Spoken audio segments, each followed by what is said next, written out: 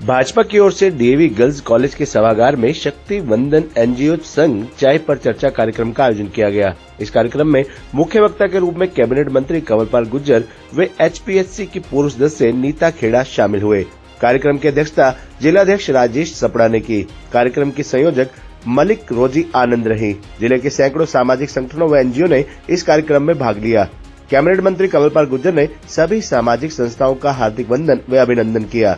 सभी को प्रधानमंत्री नरेंद्र मोदी की राम राम भी कही। इस दौरान 10 वर्षों में हुए बदलावों पर 9 मिनट की फिल्म भी दिखाई गई।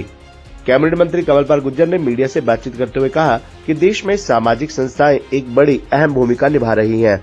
अपने लिए तो सभी जीते हैं, लेकिन सामाजिक संस्थाएं समाज के लिए जीती है।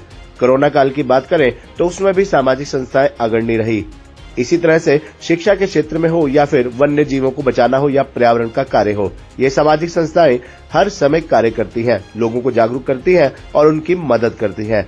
प्रधानमंत्री नरेंद्र मोदी के 10 वर्षों के कार्यकाल में जो बदलाव आया है वह केंद्र और प्रदेश सरकार की योजनाओं की देन है, जिससे देश विकसित भारत की ओर बढ़ रहा है। शक्ति वंदन कार्यक्रम की संयोजिका मलिक रोजी आनंद ने कहा कि जो सामाजिक संस्थाएं हैं, इन्होंने समाज को दिशा देने का काम किया है और विभिन्न क्षेत्रों में ये संस्थाएं लोगों के लिए प्रेरणा बन रही हैं, निस्वार्थ भाव से कार्य कर रही हैं, समाज को एकजुट होने का संदेश दे रही हैं। देश की नारी शक्ति दुनिया में परचम लहरा रही है। भाजपा राज में महिला रक्षा, शिक्षा, चिकित्सा, विज्ञान सहित क्षेत्र में आर्थिक व सामाजिक रूप से भी सशक्त हुई है। कार्यक्रम में आए विभिन्न सामाजिक संगठनों के प्रतिनिधियों ने इस कार्यक्रम की सराहना की है। सामाजिक संगठनों ने संकट काल और विपरीत परिस्थितियों में आगे आकर मानवता की मिसाल पेश की है।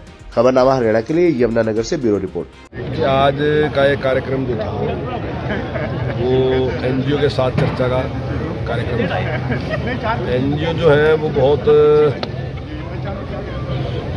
समाज में बहुत अच्छे काम कर रहे हैं और एनजीओ कोई एक तरीके का काम नहीं करते, हजारों तरीके के। वो उनका अपना मन होता है, कुछ लोगों का मन होता है पर्यावरण के लिए काम करना, कुछ का मन होता है कि जिम के लिए काम करना, कुछ का मन होता है कि शिक्षा के लिए काम करना, कुछ का मन होता है कि धार्मिक उसके लिए काम करना, कुछ का मन होता है कि लोगों को किसी चीज़ में ट्रेन करने के लिए काम करना। बहुत अलग अलग मतलब इतने हैं कि कुछ भी सोच सकते हैं। लेकिन एनजीओ का टारगेट यही होता है कि समाज की भलाई के लिए, उसके कल्याण के लिए हम क्या कर सकते हैं। वो टेस्ट अलग अलग हो सकता है, जीव का भी हो सकता है, पर्यावरण भी हो सकता है, लोगों को कुछ ट्रेन करने का भी हो सकता है। तो वो अलग अलग है। तो ये ऐसे लोग थे सारे के सारे जो इस प्रकार के काम अपने जीवन में कर रहे हैं और अपना समय निकाल कर, और समय और पैसा दोनों खर्च करते हैं। ऐसा ठीक है, समाज से भी मिलता है, समाज भी प्रभावित है, समाज भी सहयोग करता है। लेकिन समाज में ज़्यादा लोग ऐसे हैं जिनके पास समय नहीं है, वो समय नहीं दे सकते, पैसा दे सकते। लेकिन ये लोग समय और पैसा दोनों लगाते हैं। तो ऐसे लोगों के साथ बैठना, और मैं समझता हूँ कि देश की प्रगति में बहुत बड़ा योगदान इन लोगों का है। आज का कार्यक्रम जो था ये शक्ति वंदन कार्यक्रम था। एनजीओ को आज बुलाया हुआ था। हमारे ज़िले में 173 जो है एनजीओज़ हैं जो सरकार की निगरानी में हैं और कुछ जो एनजीओज़ हैं सरकार के साथ मिलकर काम कर रही हैं। आज इस कार्यक्रम को हमने डीएवी कॉलेज में रखा और हमारे बीच में तकरीबन सभी का सहयोग हमें मिला। सभी एक छोटी सी कॉल पर आए और हमारा विषय जो है ये पूरे देश में चल रहा है। और हमारे बीच में जो हमारी हरियाणा की टोली है उसमें बहन नीता खेड़ा जी वो हमारे बीच में पहुंची आज मुख्य वक्ता के रूप में, और उनके साथ ही अपने चौधरी कंवरपाल जी वो भी एनजीओज़ का एक हौसला बढ़ाने उनसे चर्चा करने आए।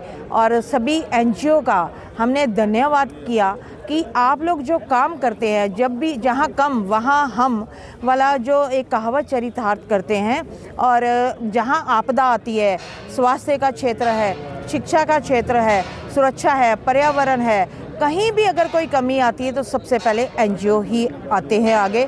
अभी हाल ही में अगर कहीं बाढ़ आई है तो एनजीओ वाले सबसे पहले पहुंचेंगे। उनको कोई कहता नहीं है, उनके अंदर सेवा भाव है। तो आज जो सामाजिक क्षेत्र में जो अपने समाज के उन्होंने जो वर्गीकरण किए हुए हैं उस क्षेत्र से जो धार्मिक संस्थाएं हैं, क्योंकि धार्मिक संस्थाएं जो है हमारे संस्कारों को, हमारी संस्कृति को बचाने का बहुत अहम भूमिका वो अपने पास रखते हैं।